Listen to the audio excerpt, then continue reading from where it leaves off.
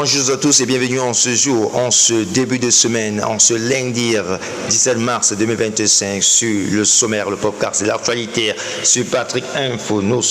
Alors, vous êtes bel et bien connecté sur Patrick Info News et l'actualité à travers le monde et à travers l'Afrique. En France, Pavel Durov, le fondateur de Telegram, a quitté la France samedi avec l'autorisation de la justice suite à sa mise en examen pour complicité d'activités criminelles. Le célèbre entrepreneur s'est envolé vers Dubaï après avoir obtenu une modification de son contrôle judiciaire. Le juge d'instruction avait accordé à Pavel Durov la possibilité de quitter le territoire français pour plusieurs semaines.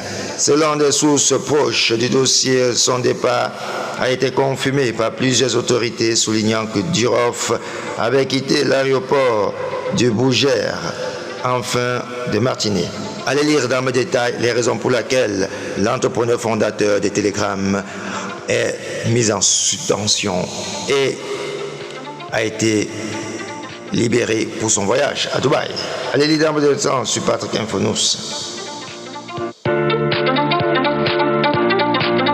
L'actualité qui bat son plein du côté des États-Unis sur le média américain de New York Times, un projet circulant au sein de l'administration énumère 3 catégories de pays dont les citoyens pourraient être soumis à des restrictions d'entrée aux États-Unis. Alors, pourquoi l'administration Trump envisage de cibler les citoyens de 43 pays dans le cadre d'une nouvelle interdiction de voyage aux États-Unis? Allez lire dans le détail sur Patrick Info News.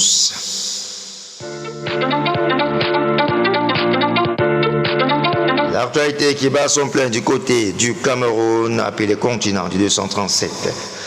La phase contentieuse de l'opération de comptage physique des personnels de l'État, en abrégé COPPE, continue de porter des résultats.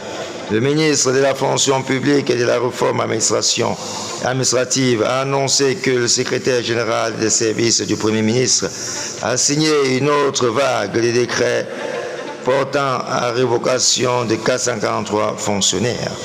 C'est à lire sur Patrick Info News, allez lire dans le détail sur notre page Facebook et restez des nôtres. L'actualité en sport, du côté de l'Angleterre, le sélectionneur des Lions indomptables pourrait compter sur Bryan Mbeumo lors de l'élimination de la Coupe du Monde. Dans une rencontre palpitante de Vilatiti Stadium, Bryan Mbeumo a fait étalage de tout son talent face à Bournemouth, laissant entrevoir son importance cruciale pour les Lions indomptables avec un match exceptionnel. Allez lire dans le détail sur Patrick Info News et l'actualité au cœur du monde. L'actualité, nous restons toujours en sport. Du côté de la CAF, l'avocat au barreau du Cameroun et militant de l'Union des populations du Cameroun, UPC, croit que le président de la Fédération camerounaise de football, en abrégé FECAFOOT, doit abandonner les querelles inutiles. La dernière élection par acclamation de Samuel Eto'o au comité exécutif de la Confédération africaine de football, en abrégé CAF, était menu de l'émission Sept Hebdo ce dimanche 16 mars 2025 sur SIA TV, une télévision privée émettant depuis Douala au Cameroun. Voilà qui est maire des vœux et allez lire dans le détail sur Patrick Info News. Et toujours l'actualité en sport, malgré les incertitudes liées à une maladie Andrana, devait finalement tenir sa place dans les buts de Manchester United lors du déplacement à Leicester City. Le gardien camerounais absent de l'entraînement ce samedi à Carrington semblait incertain pour cette rencontre de Premier League.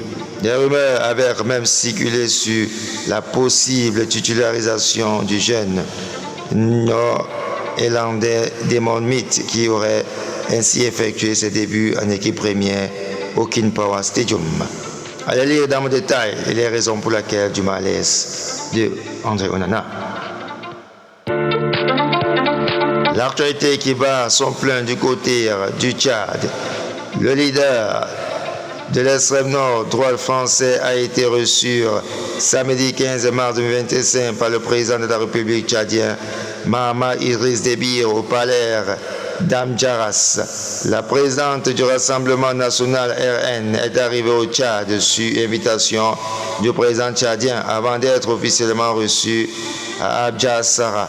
Cette visite de Marine Le Pen au Tchad intervient quelques 8 après sa première visite en territoire tchadien sous la présidence d'Idriss Déby Itno.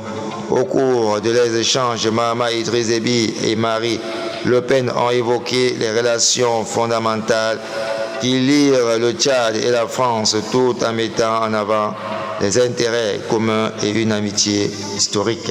Voilà que nous mettons un thème en ce jour sur le sommaire, le podcast de l'actualité de ce jour. Excellente journée à tous et à toutes et au plaisir de nous revoir. Et à demain sur le sommaire, le podcast de l'actualité.